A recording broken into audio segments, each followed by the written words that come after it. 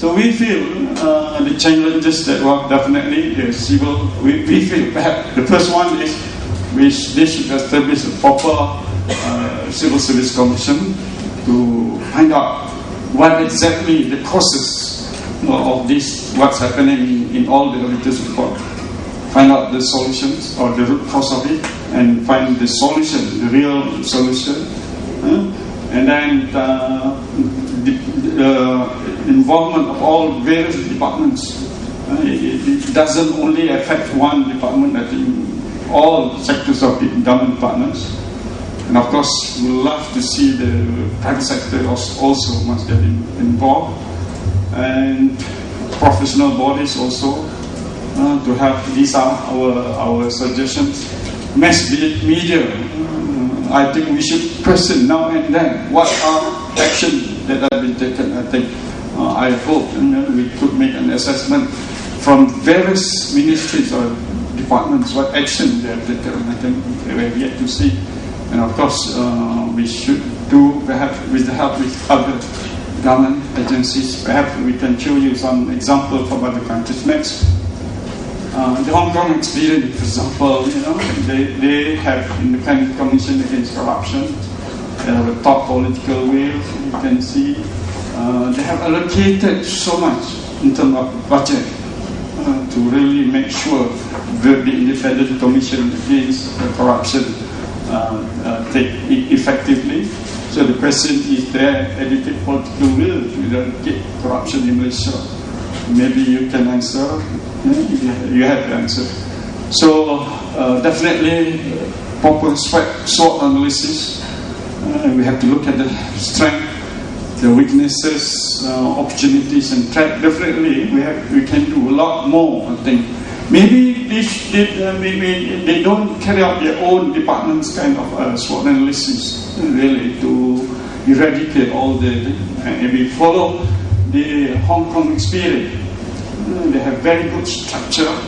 They have a good system to carry out the things, and of course they have a skill and enough staff to execute the thing. And then they have excellent strategies. They have to combat corruption, and they have ever shared values to fight against corruption. Okay, and then maybe we compare the Singapore experience. Next, right? The Singapore models. I think I don't have to highlight this. I mean, if we compare, perhaps with these two countries, let's say, look at ours. Next. So definitely, we want to compare with Singapore and Hong Kong. We have lot of strong legislations, but I believe not only legislations but execution of the legislations. So enforcement is needed. So political will for us be possible. We would like to see a very independent ACA. At the moment, I think our ACA is not independent. And then a specific administrative power must be accorded to ACA. Fund especially. Maybe one maybe have to salute the present style of ACA leadership, which is a bit aggressive or almost aggressive. I can see some evidence they are doing without favor and fear. So but we still feel, for example, what step and action has been taken to all the government sectors or the government agencies that have made so much waste and unexplained, buying of a very simple gadget that costs so much, So these are the next. Almost finishing. So what we are doing, what we do, we feel there is some. We need to kind of integrated alliances with strategic partners. So we're doing that currently. We do with the Malaysian Bar and the IIM, the government and the private sector too. We have already started integrating training for schools and colleges. For school, for example, at the very primary levels, I'm sure you're aware that we have introduced the integrity competition drawing at the school levels. And also, we are happy, for example, some higher institutions carry out integrity campaigns For example, this Saturday, this weekend, the UTA, University Abdul Rahman, is carrying out the integrity campaign at the campus. And we hope that all be done, because we see some sign. I believe we must look at the sign, the present sign. The present sign is not welcoming or not welcome at all, because the students are willing to accept corrupt practices. Okay, I got this. And then, okay, then what the prerequisite to transparent and to transparent government, especially, we do not try. We hope the government try to minimize all the bureaucracy or red tape, adequate funding, as we can see, for example, the Hong Kong experience and Singapore experience.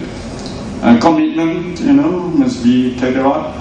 Support communication. We open support. We feel, on the whole, to me, the 7 Qs, the quality first with the government sector. It's much to be, and then the quantity. All must get involved. Not only just a few government sectors or government agencies, but all. And then I think the third Q is the quantum leap. There are so many things to be done.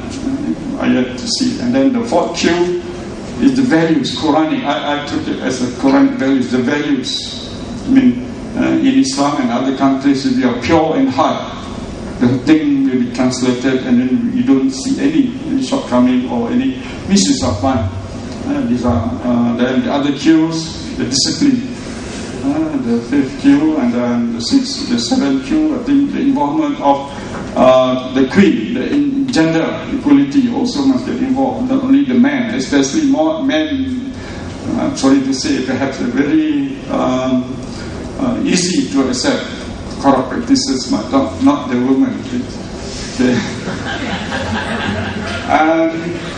Is that already the seventh Q?